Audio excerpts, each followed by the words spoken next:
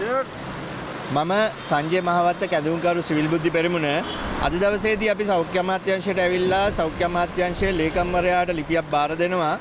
ඒ ලිපියේ අපි ඉල්ලා සිටින්නේ පහුගිය දවස්වල ඔන්ඩසිඩ්‍රෝන් හා කොඑමෙක්සික් රෝග කියන මේ ඖෂධ දෙක නිසා පුද්ගල මරණ ගණනාවක් සිදු වුණා. මේ සම්බන්ධයෙන් විමර්ශනයක් කළා තියෙනවා මහනුවර ජාතික රෝහලේ බැක්ටීරියා අංශයේ උග්‍ර බැක්ටීරියා විෂ සහිත සංඝටක මේ ඖෂධවල අඩංගු වෙලා තියෙනවා කියලා උන් තීරණය කළා තියෙනවා.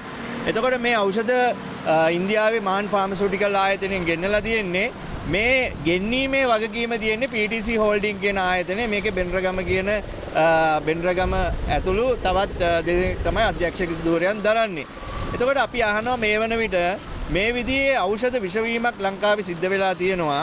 සිද්ධ වෙලා තියෙයි නම් මේ වන විට මාන් ෆාමසිටිකල් ආයතනයේ සියලුම ඖෂධ ලංකාවට ගෙන්වීම තහනම් කරලා තියෙනවද? අපේ උත්තරය තමයි නෑ. එහෙම තහනම් කරලා නෑ. ඖෂධ නියාමන අධිකාරිය ආනන්ද විජේවික්‍රම මහත්තයා නිකුත් කළා තියෙන්නේ මාන් ෆාමසිටිකල් ආයතනයේ තියෙන එන්නත් තහනම් කිරීමක් පමණයි. එන්නත් ගෙන්වීම තහනම් කළා තියෙනවා, අත්හිටවලා තියෙනවා. හැබැයි අනිත් බෙහෙත් ද්‍රව්‍ය තාමත් ගෙන්නනවා. එතකොට මම අහනවා මේක ලංකාවේ නියෝජිතයා වෙච්චි MTC හෝල්ඩින් එකේ බෙන්රගම් මහතාගේ කම්පැනි මේ වන විට ඖෂධ නියාමන අධිකාරිය තහනම් කළා තියෙනවද? ඒ තහනම් කිරීමක් කළත් නෑ. වුන් තාමත් බෙහෙත් ගෙන්නනවා. එතකොට මම අහන්නේ මේ මොහොත වෙන විට මේ අගතියටපත් වෙච්චි රෝගීන්ට යම් කිසි මුදලක් හෝ ඒ ප්‍රශ්නය වෙනුවෙන් සාධාරණයක් ඉෂ කරලා තියෙනවද? ඒකත් නෑ. සෞඛ්‍ය අමාත්‍යවරයෙක් ඉන්නවා, සෞඛ්‍ය අමාත්‍යාංශයේ ලේකම්වරයෙක් ඉන්නවා, ඖෂධ නියාමන අධිකාරියක් තියෙනවා. හැබැයි යුක්තිය සාධාරණේ ඉෂ වෙලා නෑ. මේ යුක්තිය සාධාරණේ ඉෂ නොවෙන්න හේතුව තමයි එකක් විදියට මම දකින්නේ මේ රටේ නිවැරදි සෞඛ්‍ය කළමනාකරණයක් තාමත් නැහැ. එතකොට දැන් CID එක මගෙන් ඇහුවොතින් අයියෝ කොහොමද මෙහෙම කියන්නේ කියලා මම කියනවා මේ රටේ සෞඛ්‍ය පද්ධතියේ සෞඛ්‍ය දත්ත ගබඩා කරන්න එහෙම නැත්නම් බෙහෙත් වල අඩංගුවේ තොරතුරු ගබඩා කරන්න නිවැරදි දත්ත පද්ධතියක් නැහැ. අපිට මතකයි එපික් ලංකා ආයතනය මේ දත්ත පද්ධතිය විනාශ කළා. ඒ විනාශ කිරීම විනාශ වෙලා ගිහිල්ලත් අවුරුදු ගණනාවක් වෙනවා. තවත් මේ වන විටත් දත්ත පද්ධතියක් මේ සෞඛ්‍ය ශේෂ්ත්‍රයේ නැහැ. ඖෂධ නියාමන අධිකාරිය ගන්න ඕනි ප්‍රධානම තීරණයක් වගකීමක්, සෞඛ්‍ය අමාත්‍යවරයා ගන්න ඕනි ප්‍රධානම තීරණයක් වගකීමක් මේ රටට අවශ්‍ය දත්ත පද්ධතියක් හදන එක. ඒක තාම නැහැ.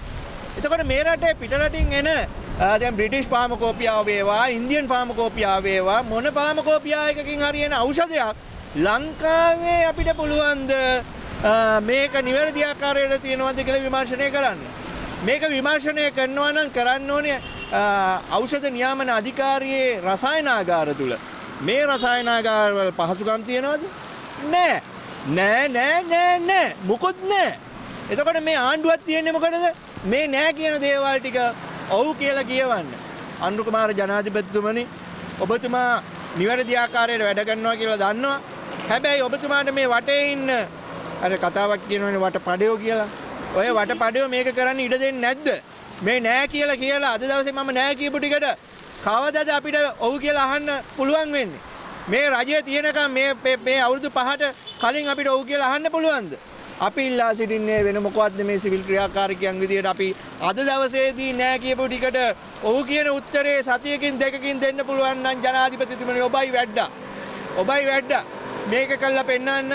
ඒ වගේම අගතියටපත් වෙච්ච මේ කට්ටියට දෙයියනේ මොකක් හරි සාධාරණයක් ඉෂ්ට කරලා දෙන්න. කෝටි ගණන් ලාභ ලබන්නේ මේ ඖෂධ කම්පැනි වලින්. අපි කියනවා කෙලින්ම ඝන පිහිටවල කැට තියලා කියනවා ඖෂධේ ලියනවට වෛද්‍යවරයාට හම්බ වෙනවා ගාණක්. එතකොට මේ වෛද්‍යවරුන් ගාව බෙහෙත් තියෙනවා. ඒ බෙහෙත් වලට අර ෆාමසි වල තියෙන නියාමනය නෑ. ඕන විදිහකට විකුණන්න ඉඩ දීලා තියෙනවා. වෛද්‍යවරයාට ඒ හොස්පිටල් එකෙන් ටාගට් එකක් දීලා තියෙනවා බෙහෙත් මෙච්චර විකුණපන් කියලා. ඒ ටාගට් එක තිබ්බොත් තමයි ඉන්සෙන්ටිව් එක හම්බෙන්නේ. විදේශ මේ අප්‍රේල් මාසෙටයි ජනවාරි මාසෙටයි මේ ෆොරින් ටුවර් එක සංචාරය හම්බ වෙන්නේ පවුලටම. ඉතින් කරුණාකරලා කියනවා මෙතන මාෆියාවක් තියෙනවා කියන එක අපි දන්නවා පැහැදිලි. මේක නැති කරන්න තමයි අපි දිවිහිමියෙන් කතා කරන්නේ. මේ සිවිල් ක්‍රියාකාරීත්වය අද දවසේදී ඇවිල්ලා තියෙන්නේ ඒකට. ඉතින් මේ සාධාරණ ඉෂ්ට කරන්න කියන එක තමයි අපි අද දවසේදී ඉල්ලා සිටින්නේ. වහන්න ලෑස්ති වෙන්න එපා මේ දේශීය නියෝජිතයා.